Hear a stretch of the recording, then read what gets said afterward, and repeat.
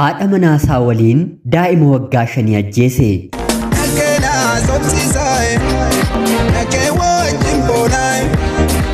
Yoyyaa ashama akkam jirtu kabajamtootaaf hordoftoota qophii Oromiyaa 24 nagaaf jaalalli tokkummaan bakka jirtan hundaatti hunda keessaniif yaa ta'u jechaa guyyaa har'aallee odeeffannoo baay'ee ulfaata tokko isiniif qabadheen dhiyaadheeraatii laayikii fi sheer gochuun qophii Oromiyaa 24 akka jalqabdan kabajaan isin gaafachaa otoon beekiin yookiin immoo beektanii suuraan barbaaddan bilbila keessan keessaa yoo bade akkanumallee viidiyoo of jalaa dileet yoo gootan yookiin immoo namni isin hin beekne bilbila keessan keessaa suuraa yookiin viidiyoo balleesse moobaayilii qabattan keessatti suuraa yookiin viidiyoo bade kan isiniif deebisu appilikeeshiniin ajaa'ibaa liinkiin isaa komentii viidiyoo kanaa kan jalqabaa jala waan jiruuf liinkii sana tuquun daawunlood gochuun ammuma itti fayyadamuu dandeessu jechaa odeeffannoo kanaan eenyuuf eenyutu gochaa kana raawwate kan ajjeesan mucaa akkamiitii eessatti raawwate maaltummoo irratti murtaa'e kan jedhu isiniif qabadheen dhiyaadheeraatii hanga xumura qophii kanaatti na waliin turaa kan isiniin jedhu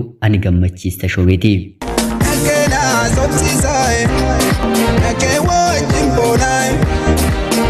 Yeroodhaa gara yerootti ilaalchii fi gochaan dhala namaa baay'ee hammaataa fi gara jabummaan guyyaadhaa gara guyyaatti dabalaa jira.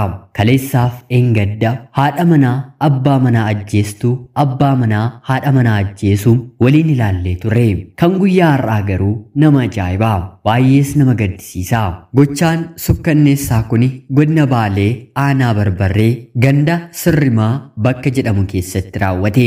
Akka odeeffannoo kanarraa tilmaamuun danda'amutti abbaan manaan kana dura haadha manaa qaba. Walirraa adda bahaniis jalaa miidhamtees haa ta'u si'a kana garuu daa'ima isaa waliin haadha manaasaa lammataa waliin jiraachaa jira. Daa'imni kunis umriin isaa waggaa 5. Maarree haati manaan lammataa abbaa manaa kuni yookiin immoo haati buddeenaa daa'ima kanaa abbaa manaadhaan daa'ima kana narraa ajjeesi jettee guyyaa guyyaadhaan gaafatti. Laala yaa obboloota koo abbaan dhalche ilma isaa akka ajjeesuuf haati manaa guyyaa guyyaatiin gaafatti.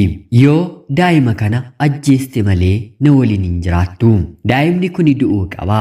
Kanaan ala sidhii seen deema jettee abbaa manaa ishee rakkisti. Yeroo hedduus gaaffii kana erga gaafattee booda abbaan manaan haadha manaa koo waliin jiraachuu naaf wayya jedhee daa'ima ol guddatu reefu umriin isaa waggaa 5 ta'e gaariifamaa addan baafannee haati isaa bira hin jirre lama ta'anii galgala yeroo yeroon isaa hin beekamnetti mana isaanii keessatti ajjeesanii. Gochaan kun gochaa badii gochaa sukkanneessaadha. Maalis taatu haadha buddeenaa jechuun haadha maqaan haadha jedhu maxxaneetti kennameefiira. Abbaan abbaa madhaa. Daa'imni kuni gara lafa kanaatti fedhii isaatiin hin dhufne. Fedhii abbaa isaa fi fedhii haadha isaatiin dhalate. Dur kan nuti beeknu daa'imni ofii yoo dhukkubsateeyyuu haatis ta'e abbaan hirribni isaan qabee danda'anii rafanii. Ilma ofii jechuun ija ofiiti. Hedduun keenyi erga guddannee of barree ni jiraannas kan jennu dhugumattis kan jiraannu daa'ima godhanne hortee keenya guddifachuuf kunuunfachuufi. Bara kana garuu kan dhageenyu gurraaf baay'ee ulfaata. Akkamittiin haati ilmoo kee narraa ajjeesi jetti. Abbaanis ilmoo isaa ajjeesuuf harka isaa daa'ima isaa irratti kaasa. Kun baay'ee ulfaataa wanta hin baratamne safuu nama jechisiisu. Maqaan abbaa manaa nama ajjeese kanaa Abdurazaaq Ziyaad kan jedhamu yeroo ta'u haati manaansaa waliin ajjeesan immoo Hamdiyaa Abdul Maalik jedhamti. Maqaan daa'ima du'ee Amiin Abdulrazaaq Ziyaad jedhama.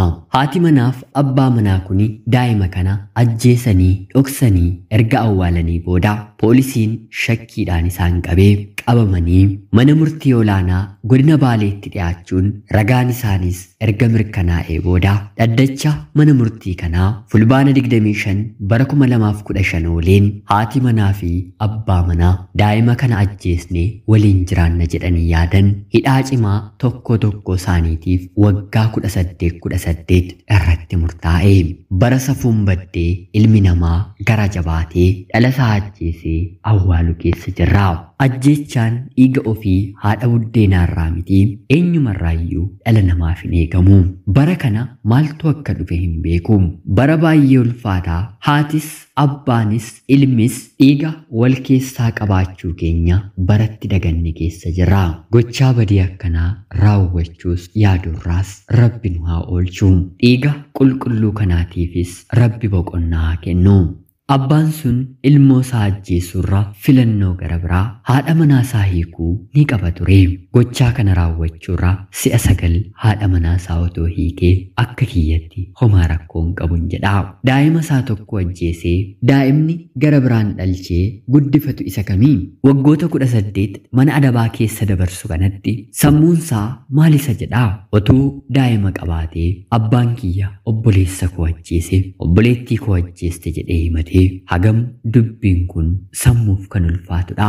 Baay'ee nama sodaachisa. Dhala namaa jennee maqaa kabajaa kan nuuf kenname kuni amma garuu nuuf raawwachaa dalagaa hin jiru. Yaanni ilaalchi keenyi akka bineensaa ta'aa jira. Bineensiyyuu dhala isaaf ni gaddaa. Maalis yoo ta'e dhala isaa hin ciniinu hin nyaatu. Of eeggatee murna isaan jiraata. Hammeenyi cubbuun keenyi dhageenyee dhaggeeffannee qalbii akka jijjiirrannuuf illee nu gargaaraa hin jiru. Guyyaa guyyaatti odeeffannoowwan gurra keenya irratti safuu isgoo nama jechisiisan dhagahaa jirra. Guyyaatti gosoonni du'aa nuti dhageenyu baay'ee kan ulfaatanidha. Kanarraa Rabbi nuyis biyya keenya haa eegu. Haati buddeenaas ta'e haati dhala ishee irratti hammeenya raawwachuu miti yaaduunuu fuuldura waaqaatti ishee gaafachiisa. Gochaa akkanaarraa Rabbi guddaan nu haa baraaru.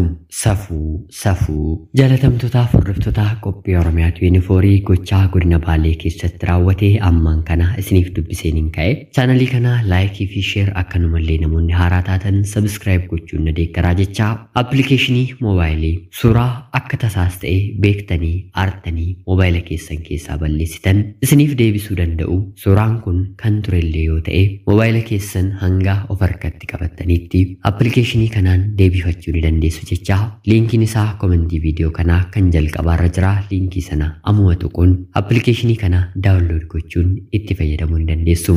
Qophii gara biraatiin hanga walitti deebinutti bakka jirtan maraan turtii gaarii isiniif hawwa. Walumaa gaarii. Nakee naa sobsiisaa nakee wajjin boonaa